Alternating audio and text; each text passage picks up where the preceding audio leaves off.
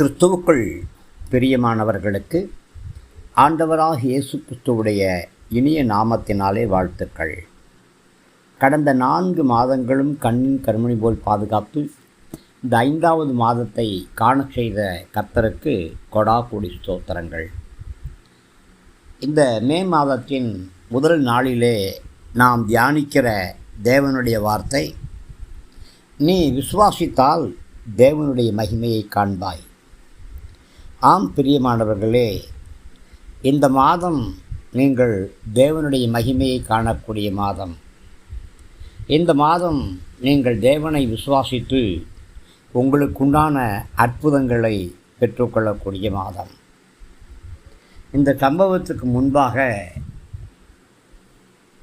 இயேசு கிறிஸ்து அதிகமாய் நேசித்த லாசரு மரித்து போகிறான். அவனை அடக்கம் செய்தாயிற்று. 4 நாட்கள் ஆயிற்று. இயேசு இப்பொழுது அங்கே வருகிறார். அந்த சம்பவத்தை வாசிக்கும் பொழுது 39ஆம் வசனத்திலே இயேசு கல்லை எடுத்து போடுங்கள் என்றார். மரித்தவனுடைய சகோதரியாகிய மார்த்தாள் அவரை நோக்கி, ஆண்டவரே, இப்பொழுது நாருமே 4 நாள் ஆயிற்றே என்றாள். இயேசு அவளை நோக்கி, நீ விசுவாசித்தால் தேவனுடைய மகிமையை காண்பாய் என்று நான் உனக்கு சொல்லவில்லையா என்றார்.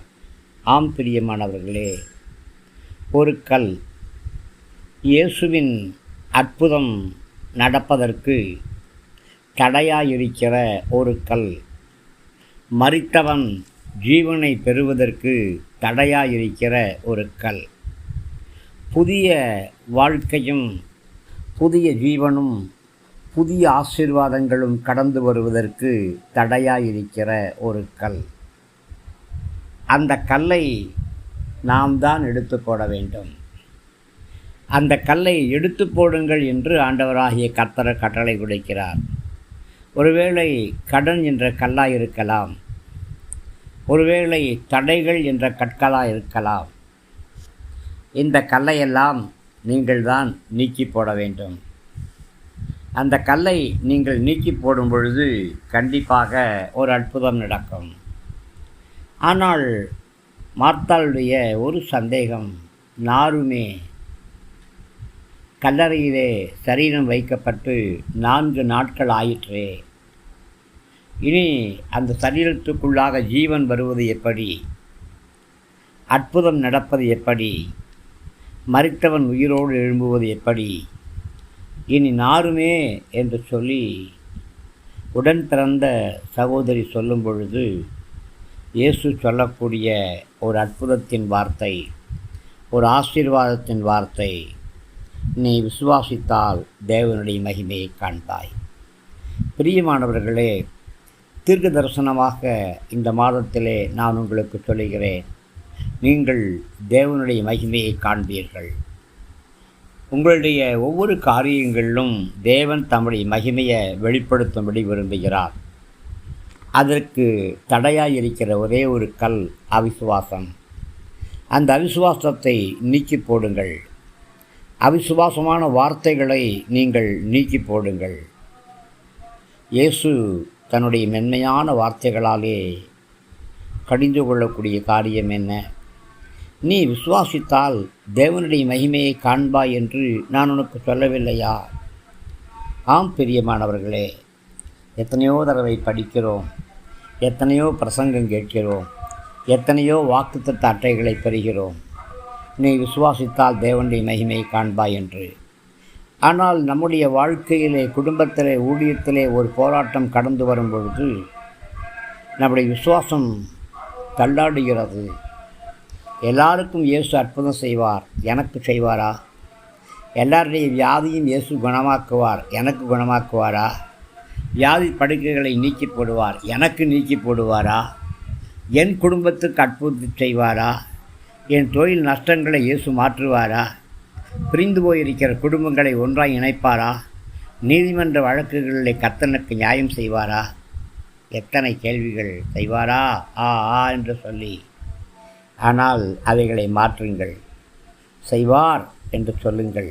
அதுதான் விசுவாசத்தின் வார்த்தை. நாம் கர்த்தரை விசுவாசிக்கும் பொழுது மெய்யாகவே தேவனுடைய வார்த்தையை, தேவனுடைய மகிமையை நாம் காண முடியும். எந்த ஒரு காரியத்தையும் விசுவாசித்து செயல்படுத்தும் பொழுது முடிவிலே கண்டிப்பாக நமக்கு ஆசீர்வாதம் கிடைக்கும். இந்த ஆசீர்வாதங்களை ஆரம்பத்திலேயே விசுவாச கண்களாலே நாம் பார்க்க முடியும்.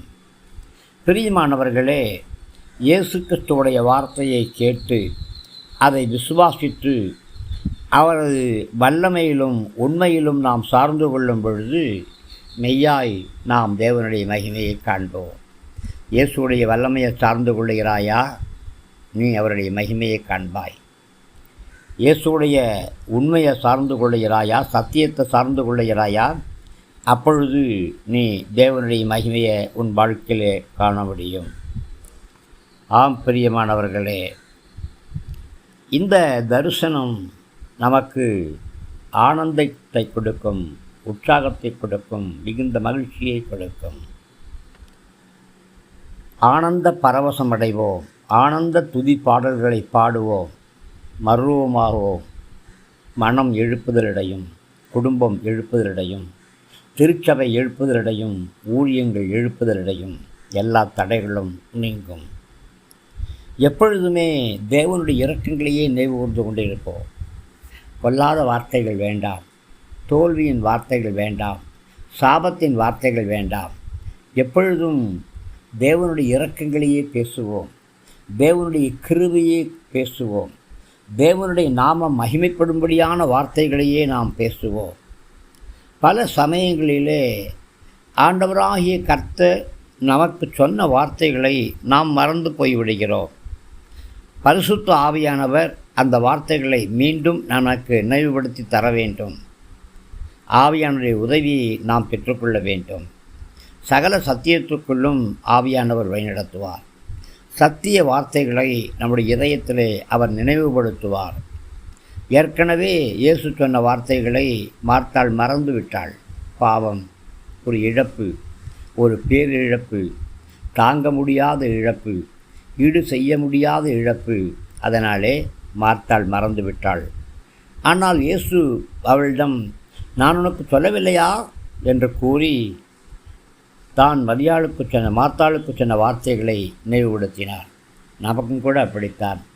சோதனை நேரங்களிலே, கஷ்டமான நேரங்களிலே அபிஷேகம் செய்யப்பட்ட ரேமா வார்த்தைகளை அவர் உங்களுக்கு அனுப்பி அவருடைய வார்த்தைகளை உங்களுக்கு நினைவுபடுத்துவார்.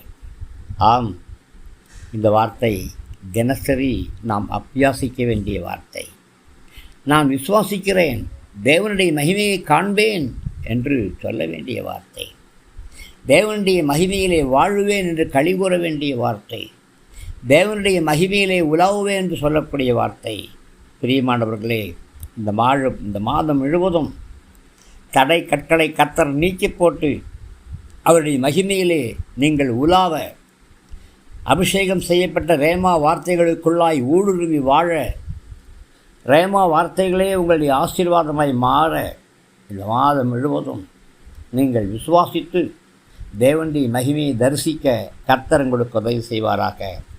கிருபை நம் அனைவரோடும் கூட இருக்கட்டும். ஆமேன், ஆமேன்.